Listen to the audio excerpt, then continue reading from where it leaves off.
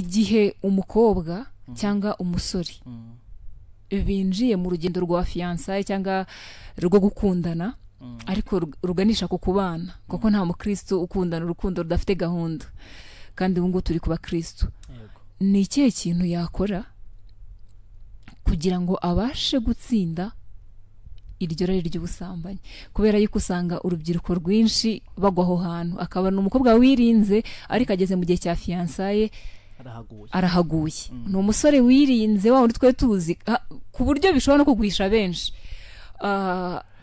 ndabazi naye mfite tema ugasanga umuntu arimo aribaza ni gute umuntu ari umuhanuzi akaba yatera umukobwa inda ni gute umuntu ari umuvugabutumwa akaba yatera umukobwa inda kandi mu by'ukuri yaririnze ariko ageze aho hantu ntago abashije kuharenga niki yakora mu gihe niki urubyiruko rwakora mu gihe bari muri urwo rugendo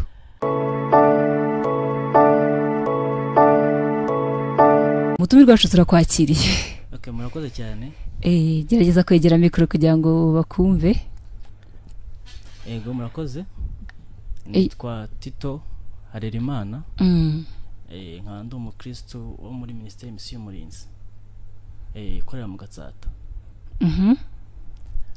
ibindi mayido hano umugisha niteye ko haranga mu cyo kiganiro kandi tukabana neza yego kuri byinshi uyu munsi Uwiteka Imana dutuburiye kugira ngo tubaremo icyo kiganiro by'umwihariko nk'urubyiruko kugira ngo tureko hari uburyo twakunguka mu buryo bw'ubugingo yego twishimiye kubana nawe kandi twishimiye ko tugiye kuganira kuri iriya teme ni teme itoroshye ku bantu benshi ariko ndizera yuko Imana iri bubigenze neza tukabasha kwisobanukirwa kandi umwuka wera akaza kugushoboza kwidusobanura neza yego ndabyizeye hamwe no kubana n'Imana biragenda neza yego teme yacu rero nkuko benshi bagiye babibona wayitubwira ku batabibonye teme yacu ni yihe teme yacu iravuga ni gute umukristo yanesha ari rya gisore by'umwihariko urubyiruko yego iyo niyo teme yacu teme yacu y'uyu munsi iratuvuga ngo ni gute umukristo yanesha irari rya gisore ariko by'umwihariko turibanda ku rubyiruko Tito ubundi irari ni iki ubundi irari ni ukwifuza k'umubiri bigamije kunezeza ni bya bintu umubiri urarukira atari kuvuga ngo nukurarikira ibintu bifatika oya irari ni akenshi irari rya gisore nukurarikira ibintu biri spirituel ibintu byo umwuka ibintu nyine bikorerwa imbere muri wowe kuvuga ngo niba mfite irari ryo kuba naryama n'umukobwa runaka ni irari nyine mba mfite muri nge rivuyemo imbere bikoreyemo imbere muri ngewe nicyo nakita irari kuko hariho n'amayari menshi atandukanye hari kwarikira ubutunzi hari kwarikira ibindi bitandukanye amarara amoko menshi ariko kuno munsi tuganire ku irari rya gisore niyo nshaka kutuvugaho gusa no munsi ko twari twabiteguye gutyo yani ko navuga rero irari rya gisore cyangwa se ari muri rusange yego rero abantu benshi bakunda kwitiranya ikintu bita kwifuza ndetse n'irari kuri wowe irari ndetse no kwifuza bitandukanira he irari namaze kwisobanura ahubwo kwifuza yego kwifuza ni kwa kwifuza nyine ikintu udafite ariko ushaka kubona mu buryo butandukanye wagikorera wakigura wagisaba wagira gute ni ikintu akenshi kuza mu buryo ari buryo ikintu gifatika ari bitandukanira n'irari ry'umubiri cyangwa se rya gisore ni bya bintu wifuza nyine ugamije kunezeza umubiri imbere ariko icyo bita kwifuza ibintu bifatika ariko ntago irari nabaka ikintu gifatika Yesu nurebye nawe bitandukanira none se irari ntago umuntu ashobora kurarikira ikintu kandi kikavamo ikintu gifatika yego nashoboka uko nabwiye natanya mvuga ko irari iri mu bintu byinshi ushobora kurarikira ikintu gifatika kindi ku ruhande nkuko navuze ngo ushobora kurarikira ku butunzi ukararikira wenda nko kugura imodoka nziza kandi ukagera ukayibona wabirarikira rwose bibaho ariko irari ry'umubiri ni kunezeza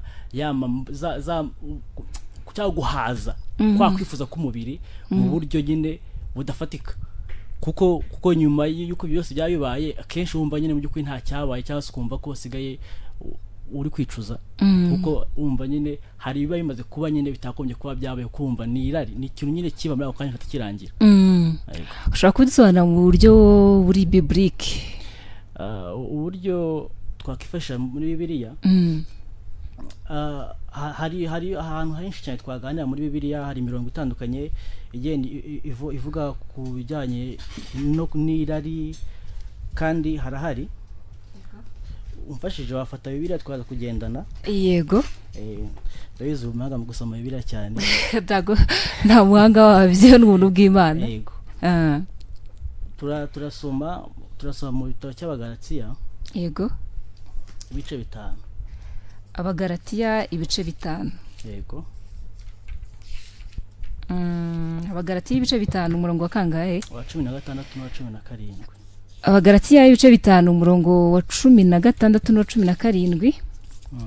Aravuga Bibiliya, mfite Bibiliya y'ijambo ry'Imana. Hari abadukurikira ashaka kuba afite Bibiliya yera cyangwa Bibiliya yindi, ariko iyi Bibiliya ngiye gukoresha aka kanya ni Bibiliya y'ijambo ry'Imana. Abagalatiya 6 ibice 5 umurongo wa 16 aravuga ngo reka mbabwiye, umutwe w'ijambo aravuga ngo mwuka na kamere ni ibihabane. Mwuka na kamere ni ibihabane. Reka mbabwire nimureke mwuka w'Imana bayobore, bityo ntimuzaba mugikora ibyo kamere yanyu irarikira. Kamere y'umuntu yifuza ibyo mwuka yanga, mwuka nawe akifuza ibyo kamere yanga. Ni ibintu bibiri bihabanye ku buryo mutakora ibyo mwiyishakiye. Urakoze cyane, Imana iguhe. Yego. Aho ngaho muri make ni umurongo twakifashisha twiyaka mu by'ukuri. Irari ni ikintu nyine gihabaye n'umwuka, kuko burya iyo ufite irari umwuka yamaze kugenda, kuko umuntu ufite umwuka wera cyangwa ufite umwuka w'Imana muri we abasha kunesha rya rari. Yego. Rero igihe cyose ufite iryo rari ntago wabasha kubangikana ibyo Kristo ashaka. Kristo ibyo ashaka umaze kubyimura, ahubwo yimutsemo rya rari ryawe cyangwa se ry'umubiri ushaka kuwunezeza. Kandi ntabwo biragoye kwanezeza umubiri unezeze n'Imana icyarimwe, kuko kugira ngo unezeze Imana bisa kugira ibyo wigomwa mu buryo bw'umubiri kugira ngo unezeze Imana, ndetse n'ibyo ukora ubwabyo bigira icyo bikumarira mu buryo bw'umwuka. Ariko icyo gihe urumva ifashe irari ukarishyira imbere, byo byamaze gupfa. Ntabwo byihura. Irari nyine rituma n'umuntu ava mu murongo mwiza. Niyo ari umurongo kwa n'Imana, ntabwo aba ari Imana ufite iryo rari, bisanga ubanza uryiyambure. Yego. Okay. None se kubera iki barimo kuvuga irari cyane cyane bibanda ku basore? Ese abasore nibo bonyine bararikira cyangwa n'abandi bantu abari bo bose bararikira? Oya, ntabwo ari abasore gusa. Ubundi umuntu wese uri muzima agomba kugira irari. Kuko udafite irari nawe wabona arwaye. Uburyo nyine buri biologique umuntu wese muzima agira irari, kagira kwifuza k'umubiri. Yego. Kuko wumva nk'abashakanye burya mu mpamvu zituma bashakana hakugira ngo nyine kwa kwifuza k'umubiri cyangwa se rya ry'umubiri abona uburyo ahaza nyine mu mubiri. Ariko nkatwe nk'urubyiruko, abasore cyangwa se inkumi, rero iyo wifuza ibyo utemerewe ntabwo bihinduka n'icyaha. Ni ukuvuga ngo rero umuntu wese muzima ufite umubiri muzima ufunkisiona neza utarwaye agira irari, kuko ari umuntu afite umubiri yambaye umubiri. Yego. Ntabwo irari ry'abasore gusa, abantu bose bagira irari. None se ntimuzi ko hari nako nawe urabizi ko usanga hari igihe usanga abantu b'abapapa bubatse cyangwa se n'abamama babaca inyuma bashakanye bakajya kuryama n'abandi bantu ku ruhande. Nuko wadarikiye uwo muntu ku ruhande ukeneye, cyangwa se ukumva hari ibyo uwo muntu yakumarira mu gwazi irari ry'umubiri wawe. Rero irari nta muntu utarigira, umuntu aba arwaye. Yego. Hari umuntu twahoze tuganira kare arambwira ngo ntago bishoboka yuko umuntu ashobora kurwanya irari. Wowe ubyumva uti? Irari warirwanya. Warirwanya, ariko n'urugamba rutarangira. Gute? Kuvuga ngo icyo cyose cyambaye umubiri. Aho ngaho mbere y'uko nsubiza uransubiza, ese ni gute umuntu yarwanya irari? Ni gute se noneho yarinesha? Kurwanya irari bikorwa mu buryo bwinshi butandukanye. Icyo cyambere wakoresha urwanya irari, nkuko tumaze kubisoma mu Bagalatiya ibice 5, ugomba kubanza kurwanya ibyo ngibyo umwuka adashaka, ukabyimura ukabishyira ku ruhande, kuko ntabwo ibyo bibangikana. Ariko hari n'ubundi buryo bwa nyabwo wakoresha. Cya mbere nk'umukristo ni ugusenga. Yego, ni ugusenga. Ufashe ukamfasha tukagendana kugira ngo tujye kwifashisha imirongo muri Bibiliya. Yego. Twasomye igitabo cya Mariko. Mariko, yego, ibice byayo ni 9. Mariko ibice 9. Yego, reka nze mpagere. Mariko ibice 9 umurongo 28 na 29. Muri Mariko, yego, ibice 9 umurongo 28 aravuga ati yinjira mu nzu, abigishwa be babonye ko biherereye baramubaza bati niki gitumye twebwe tudashobora kumwirukana. 29 arabasubiza ati bene uwo ntavanwamo n'ikindi keretse gusenga no kwiriza ubusa. Ego, nuko mirongo ivuga.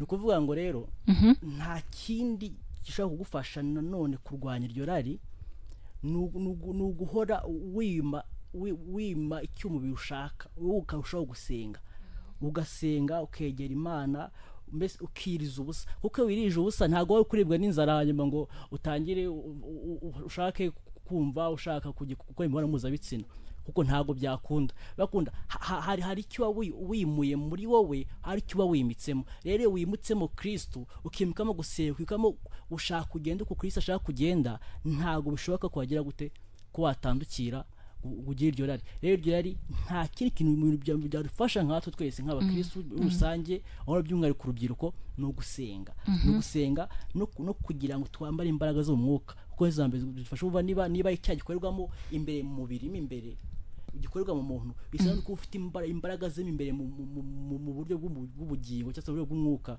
kugira ngo bashe guhangana n'iryo rari. Icyo ni kimwe. Hari n'ubundi buryo umuntu ashobora kujya gute, ashobora gushaka kubahisha Imana. Burya iyo uri umukristo hari ibintu wowe wiga mu bwawe, kuko abati ibi ntago binkwiriye, cyangwa se urubyiruko, kuko ntekereza twumva n'abantu gusa b'abakristo gusa, hari n'abandi bantu b'urubyiruko kandi byari icyo byungura. Rero iyo ushaka kuba umuntu ukwiriye, ukaba imfura mu byo ukora byose, ukaba inyangamugayo, ukaba uri umuntu ushimwa n'Imana abantu, ukaba ufite indangagaciro nk'urubyiruko, ufite indangagaciro zifatika, hari icyo ugomba kugira, hari indangagaciro ugomba kugira, kuko ukwiye kwitwara. Rero ahangaha dusanye mu gitabo cy'Abakorinto, turasoma mu gitabo cy'Abakorinto ba mbere, ibice byaho ni 6.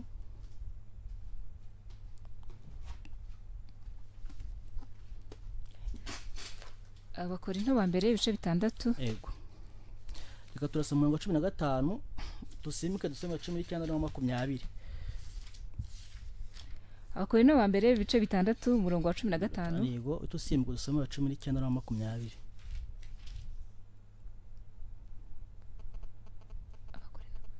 Abakorinto ba mbere ibice 6. Yego, umurongo waho wa 15 ngo nimuzi yuko imibiri yanyu ari ingingo za Kristo, mbese noneho ntore ingingo za Kristo, mbese noneho ntore ingingo za Kristo nkazihindura ingingo za maraya, ntibikabeho.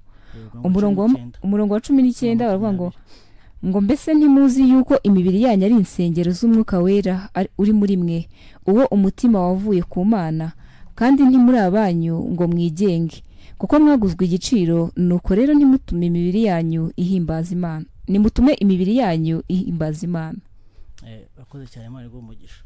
Rero kirakubwiraga ko hari uburyo ukwiye kwitwarika no kugira icyo urinda nk'umuntu ufite Kristo muri we, nk'umuntu ufite icyo agomba kurinda muri we, kuko iyo wiyandaritse kujya gwaza ibyirari, ni hahandi uzasanga umuntu nta viziyo afite. Niyo wa Kristo uri mu nzu y'Imana akaba ari nk'icyapa kiyobora abandi bagenzi, kari mu nzu y'Imana akaba adahinduka. Usanga umuntu uko arasenga amateraniro hagera mbere y'abandi hose, nta gahunda y'umusenge yo mu itorero ashobora gusiba. Ariko ku migirire ye ugasanga nta tandukanye n'umutigeze ugera mu nzu y'Imana. Burya nk'urubyiruko dukwiye kugira itandukaniro ryacu nk'abantu babasha kugera imbere y'Imana, kugera mu nzu y'Imana n'abandi bantu bari hanze batabashe kuhagera, kuko byanga byakunda hari ubusabane tugirana n'Imana.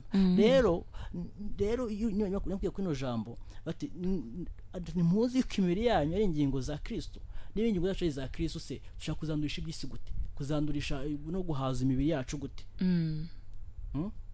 Ntago byakunda. Bisaba kugira ngo ugira ibyo wiyima kugira ngo ubashe gukunda. Rero ahangaha nk'ako dufite Kristo tugomba kugira ukuntu tubyirinda, tukagira uburyo twirinda ko imibiri yacu imera nk'iy'abamaraya, ntibikabeho. Kuko imibiri yacu ni guhimbaza Kristo. Niyo mubiri rero guhimbaza Kristo, rero ugomba kurinda icyatuma cyose, icyasha cyose cyatuma Kristo abangikiranwa n'amari y'umubiri muri wowe. Nta kindi cyagushoboza ariko nuko ufite izo nshinga zikuba ko nyine ufite icyo ugomba kurinda. Icyo ugomba kurinda hari ibyo ugomba no kwirinda. Yego, niyo mpamvu rero nayo nkubwiye ko nyine nk'abakristo bakugira ikintu tugomba kuba dufite icyo kwirinda, tukagikunda, dufite icyo turinda. Iyo turinda agakiza kacu, dukora ishoboka byose. Bishoboka biko bati niba umubiri wanjye ugomba gutura mu Kristo, ni Kristo, nkora ibishoboka byose kugira ngo umubiri wanjye ube urimo Kristo, pani ibindi bintu byose byajya gute by'amarari byatuma ntakomeza kugira bwa busabane bwanjye n'Imana, bwatuma kwa gusenga kwanjye Imana itabasha kukumva, kuko ntago Imana yakumvira hejuru y'ibyo byaha byose, hejuru y'amarari yose. Ubona umukobwa mwiza ukamwifuza, waje gusenga Imana utanje no kwihana, sibyo? Rero bisaba kumenya agaciro kacu nkatwe nk'abakristo, nk'urubyiruko. Agaciro kawe ni akahe? Agaciro kawe ni ukora ibikwiye by'Imana ishaka, bishimwe n'Imana n'abantu bazima, kuko n'abantu bataba bazi ibikwiriye nyine bari aho ngaho. Rero nuko nabisobanura by'ukuri, tureke mbese gushyira imbere bidahesha Imana icyubahiro. Imibiri yacu ibe iyo guhimbaza Kristo, byo gukora ibyo Kristo ashaka. Yego, ndumva yuko navuga. Yego, hari n'ikintu nanone nakongeraho.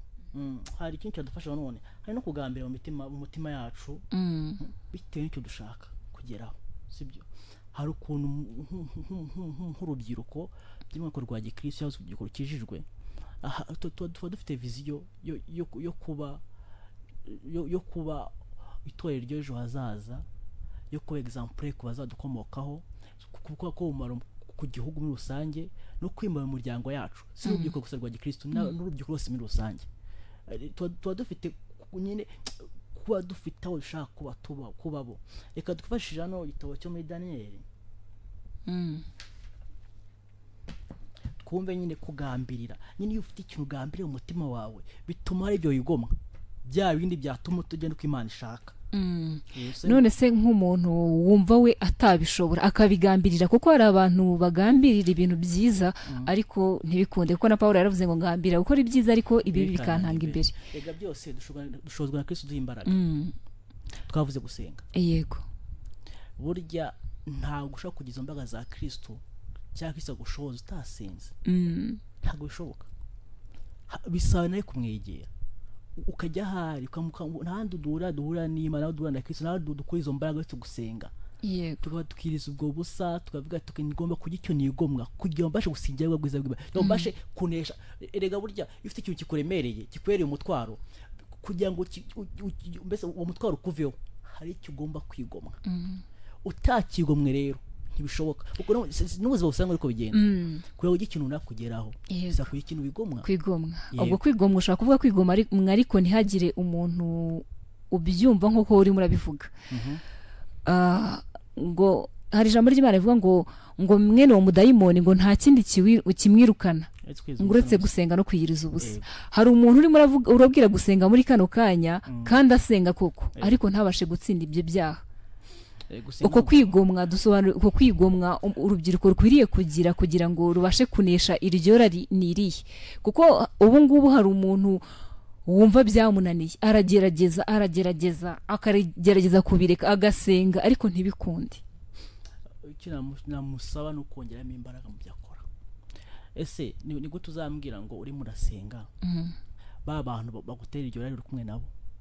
Sibyo? Yego, ni gute uzambwira ngo urasenga nk'urubyiruko benshi bazi bya pornography, ukambwira ati urasenga uri murarwaye icyayi urarwanya irari uri ushaka kuba uko Imana ishaka hanyuze ukanyuka uribese telefone yawe dore byaroroshye n'amasmartphone bose ugiye kureba izo filime birazamura ryari ufite muri wowe wowe yakunda ntago gusenga gusa bihagije ntayo kwiza gusa bihagije gusa kwigomba bya bindi byose byatumaga ryari rizamuka muri wowe byatumaga urarikira kuryama no muri kanaka ugomba kubyirinda niba ngewe nshaka kuba narakira wowe stay turi kumwe hano muri studio yego kugira ngo byanga byakura mbashe kunesha irari ngufitiye ngomba kuguhunga kujya kuri yego cyase ngaca communication yanjye nawe kugira ngo ninasenga ngire nsaye n'Imana imbaraga kugira ngo nkomeze nkwirinde nkomeze nkugendere kure niyo twagira impamvu ziduhuza ariko mbe mfite izo mbaraga nubwo no kuba mfite attention bati ubwo ndi gusenya kino kintu kugira ngo Imana indinde kuba nagira resteri biransaba gushyira attention rero ufite pressure kantu bituma akantu kose kwitonda bati okay ngo ndamusingiye kumwegera byo nyenda bite reka nicare hakurye muri metero nk'eshatu nko bimeze ubu ngubu wenda hari biratuma mbasha kuma ndi safe bisa kugicyo yigomwa ubwo n'uburyo navugaga ako buryo bwinshi urese abazi bituma iryo yari rizamuka yes urese burya abayizi wese afite kuntu rwana ingamba ze rwana urugamba rwe urumva shaka kuba ibingora ategeye gura kanaka urumva kandi urugamba turimo ari rumwe rero haro bizasaba kurwanisha imbunda z'amasasu azasaba kurwanisha inkota urese agomba kugira uburyo bwe arwana intambara ariko ntago gusenga no kwiza ubusa bihagije utigwa mu byo bintu byose ntago bishoboka hari n'inshuti mutuma kwirinda erega ntago natwe n'abantu baganira ibiganiro biganisha ku busambanyi byo gutuma ayo marara azamuka ngo nima ndikumwe nawe duhorana hayama nitandukanye ngo ngiye gusenga nimba gusenga ngo nsenga Imana ndinde ayo marari nyambika imbabazi kunesha icyaha cy'ubusambanyi cyangwa se ayo mari y'ubusambanyi nindangiza ngaruke tugane ku ibya bintu icyo nta kiburi ukoze ko tujya gutera waraza nta kintu uri kwana kimwe bisaba iki bisaba niba koko ufashe gahunda bati ngiye kurwanya kino kintu nivuye inyuma urumva igara Satani nawe yibona ko kukirwanya nabasha agutega impande zose zishoboka nawe bisaba kuba nyine kuba witegurwa rugamba ukagira attention kugira ngo mu byo ukora byose ugire ibyo uzibukira urumva ugira ibyo kugira ngo ubashe kugira ibintu usingira ku ruhande rero nta gusa no kwiriza ubusa bihagije hari ibyo tugomba kureka ku ruhande byo byatuma tutaruke Imana ishaka kutuba cyangwa tubasha kunesha ayo marari yego nende kubwira nyine ikindi kinenge kubwira kikari kibyo bagikumbaza akanye kubwira ku uburyo tugambirira imitima yacu buri kintu ugambirira kiragufasha kugira kuba wajya kuba wagira ibintu nakunesha ajya kubwira ngo dusome muri Daniel wa mbere njya ku gice cya mbere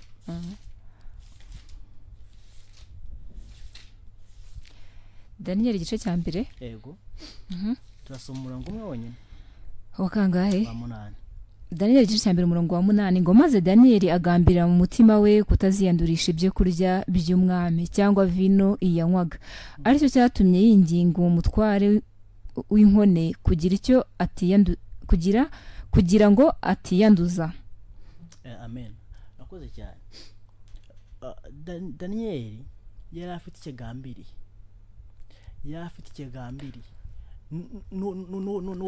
nubwo yari aho ngaho afite ukuntu nyine abayeho yageze arafungwa nyuma yo gufungwa byabaye ibintu birebire ariko Daniel yagize gute yanze kwiyandurisha ibyo bwami avuga ati icyo byansaba cyose hari icyo ngambira mu mutima wanjye ngomba kugira ngomba kwigomwa urumva rero none nakubwiraga rero tugomba kugambira imitima yacu se ngambire kugira kuki se kungambire kunesha inurari ese ndakoye ikintu mbaje kurigambira hari ibyo ugomba no kwidata kwanduza sibyo kuko mu utabyirinze ntago byakunda kutsinda kuko hatsinda umuntu abashe kurwanya izo ntambara zose rero tugomba kugambira ikiza muri twebwe tukagambira kuba dufite nyine bwo kuvuga ati ngomba kuba umuntu ushimwa n'Imana n'abantu kandi irari ngomba kuritsinda ntabwo rero wahita utagambiri udafite uwo mugambi wo gutsinda rero umugambi wo gutsinda uzadutera gushaka uburyo bwose uturushaho gutuma utsinda rega n'umwe usanga uko bigenda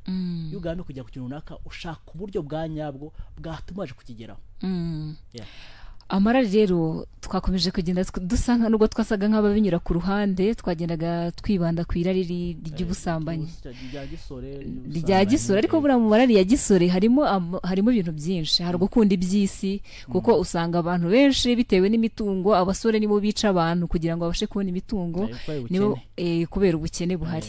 rero irari rya gisore riri mu buryo bwinshi kandi no kurirwanya biri mu buryo bwinshi kubera yuko gukunda iby'isi nabyo bishobora gutuma urimbuka cyane. irari ry'ubutunzi, irari ry'ubusinzi, abantu benshi. gusa irari ryinshi dusanga riganisha ku cyaha kuko ngo irari rirakura rikabyara icyaha kigakura kikabyara urupfu. ubwo irari rya byose ari iry'ubutunzi, ari gukunda iby'isi, ari ugushaka kwamamara, ari gukunda amafaranga nk'uko nari mbivuze, ni kimwe no gukunda iby'isi, gusinda, gusambana, byose ni ukurarikira. none se Tito, hari ukuntu umuntu ashobora kwirinda kurarikira, akirinda, ni umusore akavuga njye ntabwo nzararikira, nzafata ibyo Imana impaye, ariko hari ahantu henshi ubwo tugiye ku irari ry'ubusambanyi kuko niryo rikunda kugwisha urubyiruko rwinshi. muri iyi minsi ryo gusa muri iyi minsi ubyikoresheje gushaka ubutunzi ku buryo bwemewe gukora n'ibidakorwa kugira ngo kujya kubwo butunzi. dushaka nyine urubyiruko muri rusange guca inzira z'ubusamo zitworohereza kubasha kugera ku cyo dushaka. mbonye Esther hariya afite imodoka ye nziza, nyine abaye muri class burya abayeho neza, ashaka kubaho nkawe kandi wowe ibintu byawe hari uburyo nyine wabyubatse. bati ngewe nakoze mpereye ahangana zamuka gake gake, nta rwego na rumwe rasimbutse bari kujya ku cyongezo ubu ngubu. ariko nkakubona ati aho sequestre birabigeze kukinge ntabigeraho, ngashaka kugera ku byo wagezeho kandi warabikoreye ku buryo ni wambwiye ati Tito takwica umuntu hariya, dore hano ndakumfite miliyoni zingahe. avuga ati izo miliyoni zose se ati ndahita ngura imodoka ndubaka inzu gacuriro, ugasanga nta kintu natekereje uretse kujya gute gushaka gushyikirwa ubutunzi, nta bindi bintu arebye ku ruhande, bigatuma ahubuka akajya muri ibyo ngibyo byose. rero nta urubyiruko rufite ibibazo byinshi birenze iby'irari gusa, ariko ubutunzi bwo no hano hanze ko bukene buhari mu rubyiruko muri rusange utuma nyine akora bidakorwa, bagatandukira ubushake bw'Imana.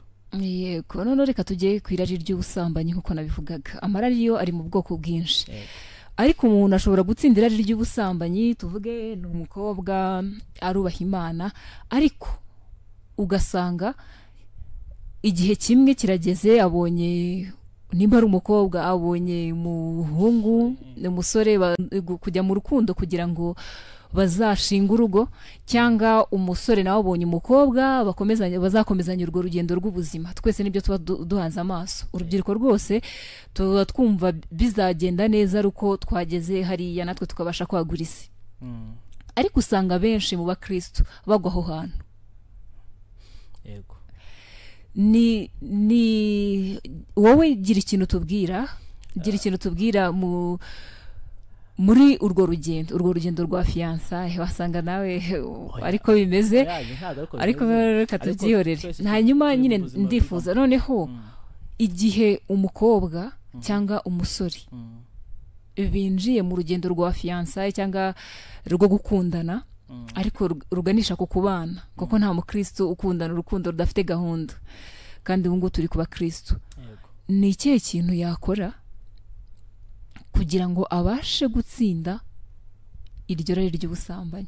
kubera yuko usanga urubyiruko rwinshi bagwa aho hantu, akabona umukobwa wirinze ariko ageze mu gihe cya fiyansaye arahaguye. ni umusore wirinze wa wundi twe tuzi ku buryo bishobora no kugwisha benshi. ndabazi nawe mfite temore ugasanga umuntu arimo aribaza ni gute umuntu ari umuhanuzi akaba yatera umukobwa inda, ni gute umuntu ari umuvugabutumwa akaba yatera umukobwa inda, kandi mu by'ukuri yaririnze ariko ageze aho hantu ntago abashije kuharenga. niki yakora mu gihe, niki urubyiruko rwakora mu gihe bari muri urwo rugendo? rimwe na rimwe iyo abantu bageze muri icyo gihe cy'urukundo uko mbibona, cyangwa tunaganira n'abandi bakuru bacu bagiye bagira muri icyo gihe dufite n'abandi babinyuzemo, hari n'ababiri mu ngubu tuba tuze tuganira cyangwa tuba tunabona. Hari ikintu kiba gihari, ari ukuntu umuntu agera mu gihe cy'urukundo, iyo burya abantu bimenyanyije ku bana, iyo utewe n'umwuka w'Imana cyangwa se mutewe mwembi muri babiri, mutewe n'umwuka w'Imana, umwabera undi kigusha. Yego, tuvuge twese turi abakristo, ariko wenda ntaho dushobora ku rwego rumwe, nta nubwo bishoboka ko mwese mwaba muri ku rwego rumwe. njye nk'umusore nkavuga ati okay, none ubwo ese twemanije kuba tuzabana, hasigaye ukwezi kumwe, ndatekereza ubu noneho ataka ko turyamana, kuko niba twasohoye invitation z'ubukwe, ubu ngubu afite icyizere cy'uko nyine tuzabana, kuko sinabakristo gusa na hano hanze abantu bose niko bimeze. Abantu bose niko bimeze, usanga nyine bigoye ko abantu bajya kubana batabanje kuryamana. Rero nkatwe nk'abakristo ubu twabikwa mu bwanya bwe nabundi nukwima wamo kugeza ku munsi wa nyawo, kuko uramwiyima. Erega winda umuntu ari kumwanze, uziko umuntu mwiye utamwanze, ukamukura ukamwirinda, kuko yakwase ninda mukamwirinze ntibiri bumfashe kurusha uko namwiha wese, kandi igifite cyajya ko mwiha wese. Rero turatwarwa tukadohoka, kandi dohotse niho hanugwa, bisa rundi guhozaho, ntago tugiye cyo kwirara, mbona bazira kwirara. Kwatoke mbonye umusore ko tuzabana, hasize rwose ati niyo twaryambana undi niwo zambera papa w'abana banje se mama w'abana banje. Cyo gihe gose urirekuye, utaye wazandangaciro zawe wari usanga za gikristo z'ubupfura, bati nguba kugikunitwara kabatoke ndemera uyu nguyu tubane muri ubwo buryo, ariko ugomba gukomeza guhagarara uko wari ugihamagarwa. Wa muri ko yagusanze agomba kuza ngo guhindure aguye undi. Rero iyo dohotse nyine ubwo nyine Satani abona urwaho, kandi abenshi Satani ngo arahabategera. Rero icyo navuga tugomba gukora nuko tukagira attention ku icyo kintu, tukabyitaho, kuko ntago igihe kiba ngo twirare. Urumva rega sebwe ko uburyo umuntu yindi udatamwanze nubuhe buryo, kuko ubu ngubu hari umuntu ushobora gutekereza se ni gute wamwirinda. Okay, none se niba ngere dukundana, nkabanze ko ninza kugusura iwawe aho uba muri ghetto yawe, uko abenshi ugiye kujya mariage akenshi basanga bibana, wenda bagira uburyo biyestara mu nzu iki niki, kavuga ati reka nze kugusura, urahari isiko muri bwirirwane mu nzu, uziko ari umuntu afite umubiri ufongusiona ashaka kukwifuza hagukenera. Rero icyo gihe nawe aho hantu utandukiriye undi aho kandi iteye kugenda ukamusumira, ushobora umunsi wa mbere gaburya ku Satani agushuka akaguma amaso, gasaba umunsi wa mbere muraganiriye, yego muratetse murariye murasangiye, avuga ati okay atishero wanyu n'umwana mwiza rwose, nta tegezero by'ubusambanye, kandi usaka wakwise turi muri ubwo bujiji, bakumva ngo umusore ngo ni umwana mwiza, ngo nta kintu yambwiye ku munsi wa mbere. Yego, abavuga ati okay ku munsi wa mbere nibikora ntago ahita avuga ko nyine cyo namugambiriyo. Yego, abasura ngo bafite ubwenge, kandi bava kuri Satani, ubwenge buva kuri Satani, ubwenge buva ku Mana, kuko ku Imana ntago ko gukora. Ugasanga nyine aravuga ati okay inshuro ya mbere abaye yakangeye kumusura, ko nyine avuga ati niko byagera, ko byagenze bikarangira uko ugenda usanga umuntu umwiha bigenda bizamura ryamari y'umubiri we. Urumva umuntu murirwanye mu nzu, muri bitsina bitandukanye, muragize gute, muratetse, mugize gute, ndabizi ibyo byugiye muri douche yakarabye, uje ukoresheje n'isume niyo hanaguje uvuye dushwe ntaga afite nk'isume yawe nk'umukobwa musuye. Urumva icyo gikintu uri gukora aho ngaho niho kumuzamurira ubushake bwo gukenera kwifuza kuryamana nawe. Kandi urumva imbere ukunda aho ngaramutsa agize gute agukeneye, ushaka gutara kuntu mwikura. Urumva ati se ndavuze induru gute cyane bikora gute dufitanye ubukwe. Urumva ese ndamwima gute cyangwa se ibyo kerenda byanga gute, kandi mbona ko n'ubundi nta gisigaye, ugasanga ahantu rahaguye. Rero bisaka kujya gute, bisaka kumwiyima, ukamwima nyine utamwanzi, kuko hakinda kujya kumusura gutyo. Bavuga ati okay niba ngiye kujya kumusura ndumva ko bavati akujya kumukora amasuku bibaho, ngiye gukora amasuku sheri, namaze iminsi ndari busy ntari, shaka umukobwa ufite mugenzi wawe, mugende muri babiri. Urumva mugende muri babiri, mugende mukora isuku ari ngombwa, munafunge mugende n'ufunguza agomba kusigura hasiga, cyangwa se azagufata aza kuruhafata, ariko utagiye wenyine, sibyo? Ubundi bura kirazira ku mukristo no kujya gusura umuntu ari wenyine. Uri umukobwa, jyana n'undi mukobwa mugenzi wawe, cyangwa se niba uri umuhungu ujya gusura umukobwa jyana n'undi mukobwa n'undi muhungu mugenzi wawe kuko rero mu gihe guhura muri ibitsina bitandukanye kubera iki se umwe atagiye kwifuza undi ugasanga wa mutego mutashaka kurwa umuntu awuguyemo mutanabiteganyaga rero hari uburyo wiyima umuntu kuko ntago yabona uje gukora musiko cyangwa iwawe uzanye n'undi muntu mukobwa muri babiri hanyuma atekereze kuvuga teke turaryamana ibyo bitemva mu mutwe kera babirigiye nyine hari uburyo umuntu mwiyima akawuta mwanze akoresha kugira ubwenge kandi ubwenge icyo gihe ufite ubwenge bwo kwishaka kwirinda imana ubwenge bwo kwirindamo rero iyo twaye n'umunyenga w'urukundo birangira ubiguyemo bigwamo kandi benshi baraguye rwose rero bidusaba kugira ibyo twiyima kugira ngo tube uko Imana ishaka tuba kandi icyo gihe urugero rwa fiançailles murangiza amahoro kuko hano hanze abantu benshi bagiye babana rwose baratanganya gusa bagiye babana bategeze baryama kandi n'ino vision yacu ingiye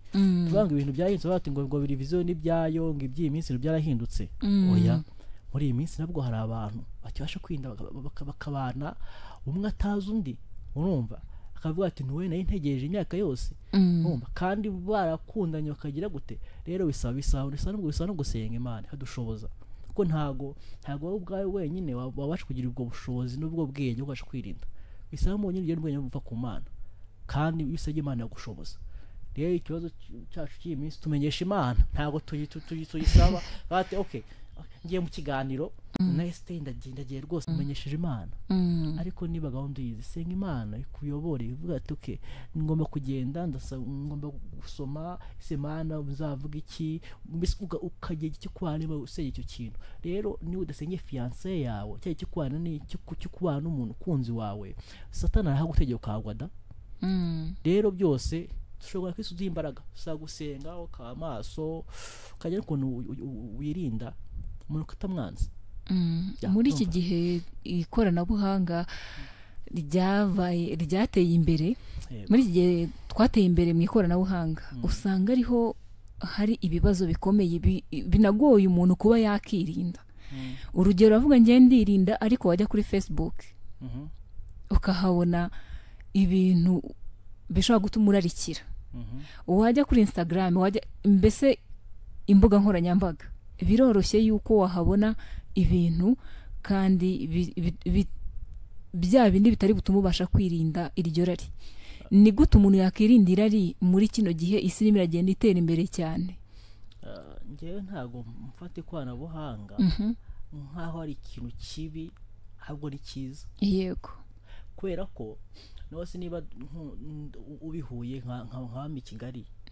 dukundana kugira uyu munsi byari bigorana wumva bisaba iki bisaba ngo ya telefone imfashe ukominikana nawe umenye se wirute urukundo rwanjye umeze ute umunsi wagenze ute byangize bite communication kandi burya urukundo rufite communication iracika rero ibyo nakubwiraga ntago nta hantu wabicikira ubundi ibintu by'ikoranabuhanga ahantu hose birajya ko biterwa n'amahitamo yawe sibyo ntago nzajya kuri Instagram wumva ngiye gukurikira wenda nka pastor naka ibyigisho bye hanyuma mukurikire ndangiza ngere gukurikira undi muntu windi ku ruhande nyine mafite icyo nshaka niba ngiye kuri iyo social media ngiye gushaka iki nkeneye iki nose telefone yawe ukata kuzana ibyo bashaka ahubwo wowe ushaka ibyo ukeneye aho ngaho rero wowe ibyo ukeneye nibyo baguhereza ntago ikoranabuhanga zakuzanira uzajya kuri internet uvuga ati okay ngiye nko gushaka ikiganiro runaka hanyuma ngo utagiye gushaka oya ntago ikoranabuhanga dukoresha twe turikoresha rero niba icyo ukeneye nicyo baguhereza rero niba ukeneye kubona ego kusanga publicité runaka kanyine kana ukakura murongo kwiye kuvamo okay niba rakamasegonda 5 utunyene ugakatira akazi kasikavaho ariko niba ugakeneye ubona nyine ubigukuriye urakanda ujye kureba niba ukurikiyeho byose bisobanuye iki ni wowe ugize ubwo bushake urumva reka nta twacikira imitego ahantu hose bihari rero ahantu hose nibihari bisa naye ngo ubashe kwirinda nyine ugira amahitamo ikintu gifata kidakireka sibyo rero naho ntibuza amahitamo batenyuka ukagiye ibintu byose bigiye ati niba bigenze bikenda bigenda gutya niba hashinda genda gutya ase akakoze gutya nakora gutyo kanyine guherekeza nyine abandi biraho ngaho undi birangira utazi icyo ushaka nyine ka utazi icyo ushaka tori cyabonye bisaba ikintu, bisaba ngo nawe ubwawe umenye uburyo ukoresha nyine iri koranabuhanga rihari. Tito, niki wabwira nk'abahungu cyangwa se abakobwa muri iki gihe baganira ibiganiro bishobora kuzamura amarari yabo? Kuko hari ibiganiro abantu bagira kandi ukabona ni ibiganiro byishimiwe, ariko ugasanga n'ubundi ni ibiganiro biri bubasigire ibindi bibazo bijyanye n'amarari nk'uko turimo turabivuga. Erega nkawe nk'umusore niki wabwira abo bantu? Ni nk'iyihe nama wabaha? dukwiye kwiyarura tukagira ibyo tuzibukira tugahunga, kuko ntabwo ibyo byose tuba tubyemerewe. Reka nabira bivuga ngo byose turabyemerewe hose uko tugira umumaro. Hari ibintu runaka nyine ubona watse nkanye niba nahise nko navuze mbivuga kare, kugira amahitamo yawe. Umva, niba mfite ibyo rifuza kugeraho, mfite icyo ngambiriye muri ngewe, ese uko kwica muri biganiro birankwiriye? ushobora kwirota uruvu biguyemo, ugasanga wenda ahari wenda usije azamutse utabiteganyaga, kukitindanye nabo nawe wumve kujya mu murongo udashaka utifuza kujyamo, kukitindanye nabo ntabwo kugenda nakuzirikiye aho ngaho, sibyo? Niba ushyize kuri radio usanga ari kuvuga ibintu ndashaka kumva, ndashaka kukuzamura, reka nawe ububyumva, rega ugomba kuhakura. Urumva, ngiye icyo navuga no kwiyarura, ukavaho ukagenda ukabisa ugahunga. Urumva, kuko no mu ntangiriro ibice 19 basha tuhasome intangiriro ibice 19, itangiriro 19 umurongo wa 17.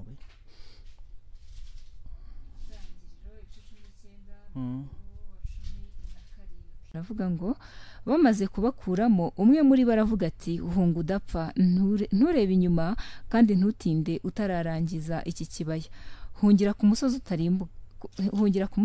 utarimbuka. Yego, turakoze cyane. Icyo bivuze ni iki? Tugomba guhunga tudapfa.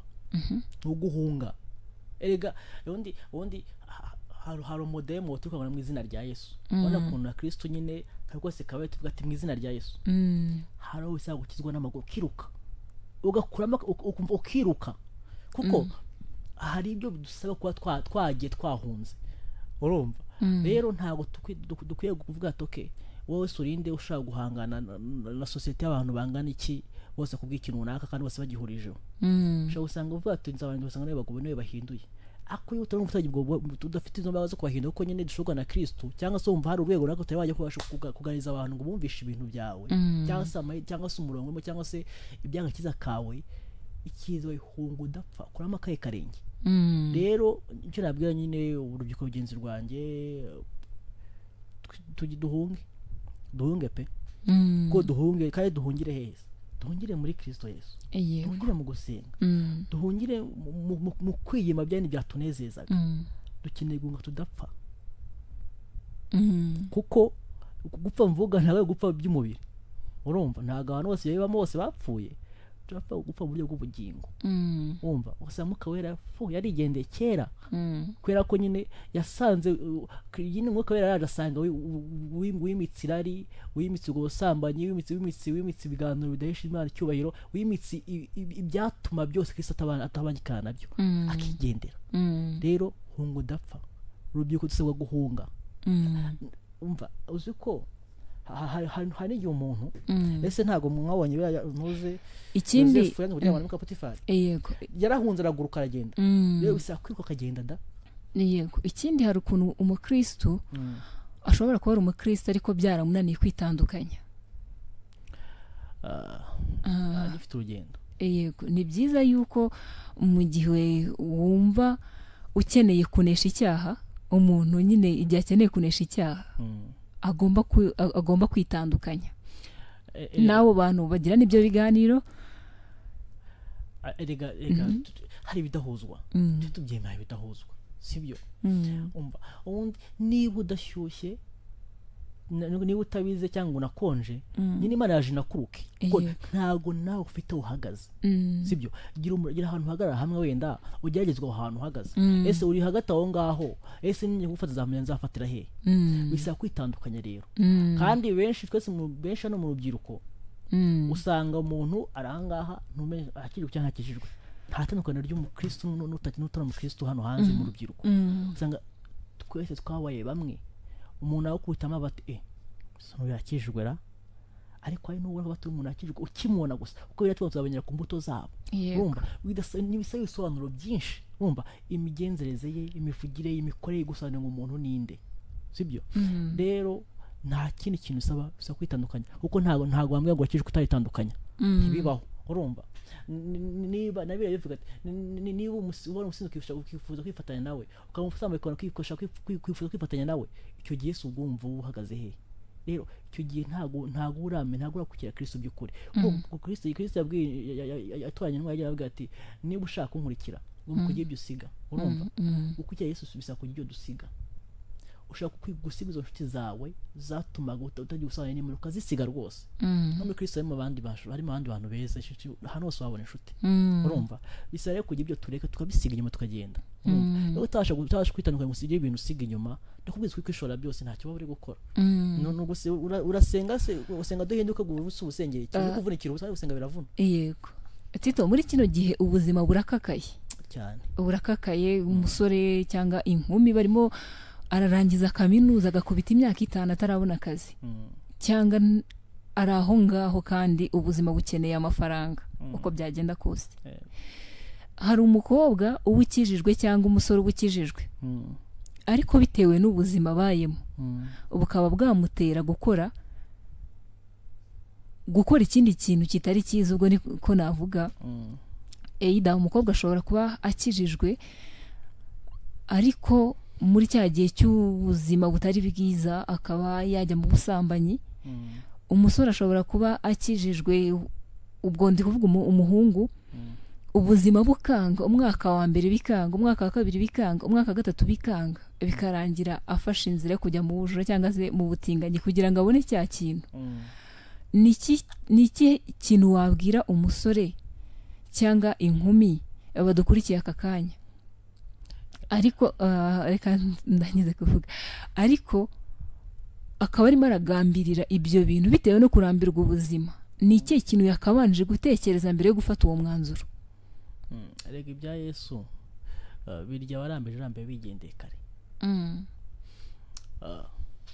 burya ikintu cyose gisaba gutegereza no kwihangana kugira ngo ikintu nakugeraho mu buzima uteke no kwihangana kuko uramutse we n'ikintu kitakuvunnye ntabwo umenya agaciro kacyo n'ukiwe n'ubasha kugifata neza rero icyo navuga aho ngaho kuko nose n'ubiziko hari n'abantu bajya gushaka akazi bamaze imyaka yose barabuze akazi kamusa ko waryamana bose kwaje kubona akazi kwatoke akabongera nkomeze mbe mu rugo kuriya ushome kuno buryana demand yamaye n'uno mugabo cyangwa se no mugore ariko mboneka no kazi amafaranga irari ry'ubutunzi ariko nkabone akemera kubikora ariko rekubwiza ko nawe nta maro uzahagira urumva rero icyogeye niki tugomba guhagarara kuko tugomba kumera gutyo guhagarara nk'abantu bemye bamenye Kristo urumva ntago umuntu amenye Kristo agomba gutwarwa n'inkubi bibaga yose ije urumva icyo usabwa niki nyine ihangane mu bihurimo ugerageze ibishoka byose zagiye bikunde erega ni ukoze umunsi cyo kikanga ejo kikanga birashoboka ko wamara imyaka 20 byose byanga urumva ako bitavuze kutazegera bikunda mu buzima hagere muza ko ikintu muri kirakunze rero twe gutegereza ko cubira kuba gukira turarambirwa tugashaka nyine kuvuga ati ngo rakaka nose twigaye ntabigezeho twaje kaminuza nta koze mariage nta afite urugo nta afite kimwe cyose ushaka bati oya wigenda kumvuduko wa kana ushaka kumera nko nawe ameze oya uko buri wese hano mwese afite kuntu yari cy'urugendo rwe ko uzagenda nawe uzarangirira urumva ushaka kushaka ibyo bintu byo ngibyo byo mu usanga nibikwica wawe ngo bikugira umumaro rero dutegereze kandi tunasenga Imana cyo nababwira urumva tegereza wihanganye kandi ugerageze gukora ntago mutegereza aryamye ntago uzabona namerwa yateretwa ari ingingo kuntu nyine uyatete gakunda rero bisaba iki bisa none no gusenga tugasenga Imana ikaduha imbaga mu cyo gihe kirimo cyo kigoye rega bikomeye uzi kwifuza umwasose yifuje gusa yibuza atari busa iwabo yarangije kaminuza urumva akayifuza akayibura urumva rero icyo gihe bisaba izi imbaga z'umutima bisaba nyine ubundi izindi mbaraga zidasanzwe zivuye kuri Kristo, kuko wowe ubwawe nk'umuntu bamaze no kwiheba uko umuntu ananuka kandi atabuze ibyo kurya, yego, kubera ko nyine ubukene buramunanukisha akanuka no kwiheba no gutekereza cyane, ariko nta cyoshoze gusenga kwegereza Imana ikatwambika imbaraga tukagereza no gukora no gukora kandi mu by'ukuri tukaba amaso tukiyanga tugategereza, kuko burya ibintu byose nibyo bije mu buryo usavugaga ntago biramo. Abafite ubwenge bazabaza abandi cyangwa se yenda biraba babibona reka ntago byamara kabiri cyane. Ndumva icyo navuga nyine no kwihangana tugasenga kandi tukageza no gukora paka bikunze paka bikunze rwose, aho kugira ngo wicire inzira mu buryo butari bwiza ugakomeza gukora cyane kandi ugatitiriza Imana wese gusenga Imana gusenga ngo gushoboze ibizakunde. Urumva erega nta byanga iteka ajya bigakunda. Yego rero icitse intege nk'umuntu uko umuntu acika intege kumva nabyo byengeye birabuze igihe nka Kristo dusenga ugasenga ikintu runaka ugasenga imyaka imyaka ugataha hanga rwose Imana ntago cyumva ntabwo izanagikora kajya ngo ucicwe kajya ugacika intege. Bisaba rero kuba wa muntu uhozaho ugasaba igihe cy'ucicike kiragiye ugasaba Imana nyambika imbaraga zo kubasha gutambika kino gihe runaka kinkomereye gutya. So rero bisaba gusenga cyane, bigasaba no gutegereza no gukora, kuko burya utakoze nta kintu wageraho. Ntibazakubeshya nta utakoze nta kintu wageraho. Gusenga ni byiza ahubwo no gukora. Yego, koma no gukora ukanategereza kandi none. Yego, ni izihe ngaruka zituruka ku irari? Irari ry'ubusambanyi twavugagaho rya gisore. Irari rya gisore kuko twarebye mu ngeri nyinshi ntabwo ari ubusambanyi gusa. Hari irari ry'ubutunzi ryo kurarikira ibintu, amafaranga, irari ry'ubusambanyi n'ayandi marari menshi, ariko byose biganisha ahantu hamwe. Icya mbere utawo ubwawe uribura ukaba mu buzima utifuza kubamo, kuko mpamvu muze gutyo uko ushaka gusanga urarikiye ubutunzi wasanga wabonye kugira ngo neza wageze muri bya bindi bifuza ko nta mahoro bigiriramo ntayo, kandi nta muntu yifuza kuvuza ngo udafite amahoro. Ubuzima bwiza bwuzuye bw'umuntu bagomba kuba bufite n'amahoro nibwo uzabasha gusinzira ukizigura. Urumva ariko kose ndaryama mvuga ati ibi narabyibye narabihuguje isa ku isaba baza koneza ingaro. Yego, ntago wagira amahoro. Rero ingaruka zirimo nyinshi. Icya mbere utusane bwawe n'Imana. Ntabwo cyasha kumva ijwi ry'Imana, ntabwo cyasha gusenga wumva ibyo akunda ugize ibihe byiza n'Imana. Umva ikindi abantu bagukunda cyangwa se bakubona nk'ami cyizere bawe kigutera. Urumva ntabwo warishwe n'ibiyobyabwenge hari cyangwa se warishwe n'ubusambanyi umubyeyi akubona kwishimira uteye umubyeyi agahinda no gutera icyizere. Igihugu uragihombeye, umuryango utorera bihombeye. Ikindi nanone ikindi ngaruka none navuga irimo ikindi nanone utangira kuba ingazwa mu muheto y'ikibi. Ingazwa mu muheto ni iki? Nyine nukuba nk'inganzo cyangwa gutwazwa igitugu n'ikintu runaka. Urumva nubwo bivuga ngo ntabwo tutacu ngo twigenge tutuko kugengwa na Kristo, ariko neza kugengwa na Kristo kikagengwa n'ikibi na Satani. Ukabo hano hanze usanga umuntu neza n'igikoresho cya sekibi neza, batura muntu mu gikuri agira ikiza kandi mu gikuri nta muntu agira ikintu cyiza. Uyu muntu kamushaka ko kize bamukoroka kibura nyine yabaye ingazwa mu meto y'ikibi. Ni wa muntu utagira hindu utakora inama nzima. Ni wa muntu utakeneye ikintu runaka akigwatewe kondisiyo zizakunaniza. Ni wa muntu uzabwira umusabwa atoke nkeneye telefone rwose pe telefone yanjye cyangwa se nkeneye kandi kantu ku ruhande ati kugira ngo ukore vai turyamane nkaguhe.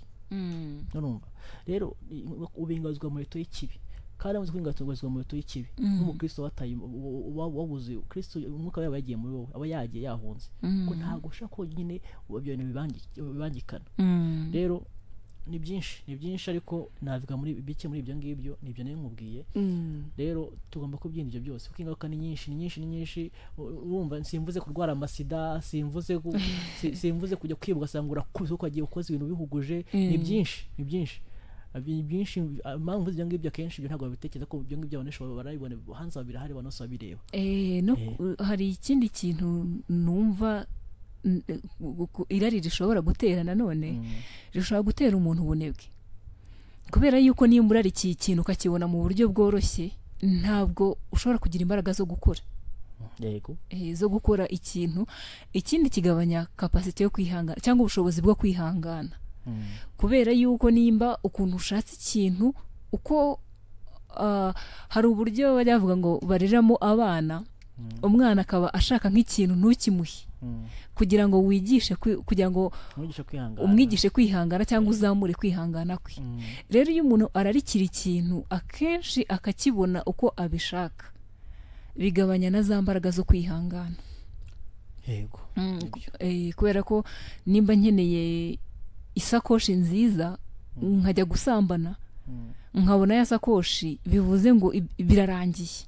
Ikindi kintu nta kintu ubasha kubona ngo umve ngo wagikorera, uzi ko nisaba urusambana uzakibona, wapfuye bukaba byarangiye kare.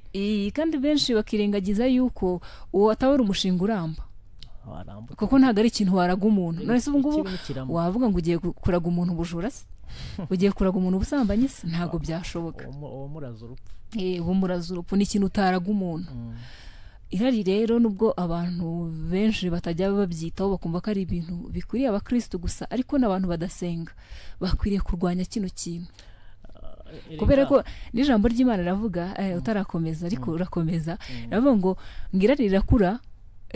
irari rirakura rikabyara icyaha kigakura kikabyara urupfu. Ryarari uko ukomeza wumva ibyo ushaka ari byo byakabaye, tuvuge nge ndarikiye gusambana, ndasambanye uyu munsi, ejo ntago ejo ndongeye ndararikiye ndasambanye, ejo bundi ntago nzaba nyishoboye gufata umubiri wanjye. Mu gihe ntananiwe gufata umubiri wanjye rero nzakuramo uburwayi, indwara zidakira. Yego, za ndwara zidakira zizantera iki? Ubumuga cyangwa se urupfu, rwa rupfu bavuze. Ndararikira kwiba, ejo ngende nibi, icyo ni icyaha nkoze. Nimara kwiba nzafatwa, bashobora kumfunga cyangwa nshobora no gufatwa nkakorerwa ikindi kintu kibi nkapfa, nkahita mpfa. Rero nta kintu irari, nta kintu cyiza kirari, nta cyiza ntacyo rwose. Uburyo ubishoboye rwose uko tubiganira, wafata umwanzuro none ahangaha, kuko burya ntekereza ko ikintu cyose kibaho gifite umugambi. Burya ntabwo iyi ngingo yaje gutyo gusa, byanga byo kunda harimo uwo bireba cyane kurusha abandi, hari uko iyo message ye. Rero bivuze iki? Ugomba gushyira attention ku kantu kose ukoze, kuko irari ahangaha hanze riradutesha position mu buryo bwose. Yego, rishaka gushishoza, kutashishoza hano hanze birakomeye. Urumva ushaka kugira amakenga, ko nabira banga amakenga nayo umunyabwenge. Urumva nta muntu w'injiro wagira amakenga. Rero ugize amakenga kandi kose ukagira amakenga, ikintu cyose kiri hose, ikintu cyose kinyuze mu buryo bwa nyabwo, si ikintu nta ngaruka mbi kiri buze kongeraho. Ni uko nguko. Ni iki kintu wabwira urubyiruko muri iki gihe? Urubyiruko cyane bwa cyane ni ugukora, ni ugusenga no kwitandukanya. Reka dukore nk'urubyiruko, dukore amaboko mu mufuka, dukore ibishoboka byose, tujye ku nzozi zacu, kandi dusenge ko tuzashobora byose na Kristo udimbaga twakuye mu gusenga. Ikindi twitandukanye n'ikibi n'igisa nkacyo, byatuma byose bituma tujya ku ntego zacu. Ndumva icyo ngicyo navuga. Ikindi Imana iduha umugisha, idunyine iha umugisha ibikorwa byacu, ibitekerezo byacu bizima, mbese Uwiteka Imana bigaragaremo, mbese ibyo dukoze byose bigende bidushyigikire. Ndumva ibyo navuga nabwira urubyiruko. Ni iki urubyiruko rwakora muri kino gihe kugira ngo bazagire ejo hazaza heza? No gukora n'ubundi style, no gukora no kwirinda, kuko utirinze nta hazaza hazima wagira. Ibintu byose twari tuvuga nyine byose byatuma byose birangirira ku rupfu, kandi urupfu rubi. Rero tugomba kubikora gutyo, no kwirinda, tukanakora cyane, kandi ibyo byose twari tuvuga byose bigaherekezwa no gusenga cyane. Aho gasikaye kose k'ibyo ugambiriye byose byiza, ibyo wakoze, uburyo wirinze bwose bigaherekezwa no gusenga. Mutemere upfundikira aho gaseke ukaba gusenga. kwiregiza imana muri byose. Yego. Tito, reka dusoreze ahangaha. Wakoze kwitabira ubutumire bwacu. Murakoze cyane. Nawe ndabashimira vraiment ko mwanya mwampaye kugira ngo tuganire n'urubyiruko muri rusange, tuweze kwibukirana no guhugurana ku by'urugendo. Iyi message abayibonye kuko burya abanyarwanda baravuze ngo nta nzu ivugira ubusa ku musozi. Buri kibuzwe cyose byanga byakunda haba hari impamvu yacyo. Yego. Ariko ibyo twavuze byose hano hari uwo burya bifokasingaho. Ubu ngubu hari ubuzama aho nyine ugiye gutangira kwiyana akajya n'uburyo yitwararika kuko nyine ndaya yanadohotse. Yego, hari no byongera imbabazi kumaza kwirinda no kuba maso. Burya nyine message bayibonye cyo kiza cy'ibiganiro, kuganira ku kintu runaka, ikurikirana ibiganiro byinshi kandi byinshi twubaka mu buryo budasanzwe. None abakristo barabyo kaba umwihariko. Yego. Yego. Ni byiza cyane. Bamugana bandi mujya mukomereza aho ngaho muri ibiganiro. Urakoze cyane. Twari turimo gusoza, ariko niki wabwira urubyiruko rutarakizwa? Abarirwa nanga ngo unabyaza umusaruro. Profite nyine ukizwe, wegere Kristo, ubane n'Imana, ugeze kwirinda cyari gisa nkacyo, wemere Kristo umwami mukiza wawe mu bugingo bwawe. Akwibora kugenge. Byo nabwa ati iki gihe cyabo wenda ejo sahawe. Tito, Imana igumugisha. Nanjye ni byinshi nungukiye muri kino kiganiro, yuko urubyiruko rukwiriye gukora. Mu ncamake ibyo nungutse ni uko urubyiruko rukwiriye gukora, kudacika intege, kwihangana, kwirinda, kwigomwa ndetse no gusenga cyane. Yego. Wakoze cyane rero, Imana igumugisha. Dukunda abagaruka, ariko mu gusoza kwacu reka udusengere. Murakoze cyane. Mbere ko dusenga, reka mbashimire mwese amahirwe mwambaye kwana mu cyo kiganiro. Vraiment Imana ibamugisha kandi mukomereza aho ngaho. Murakoze cyane. Reka dusenga Imana.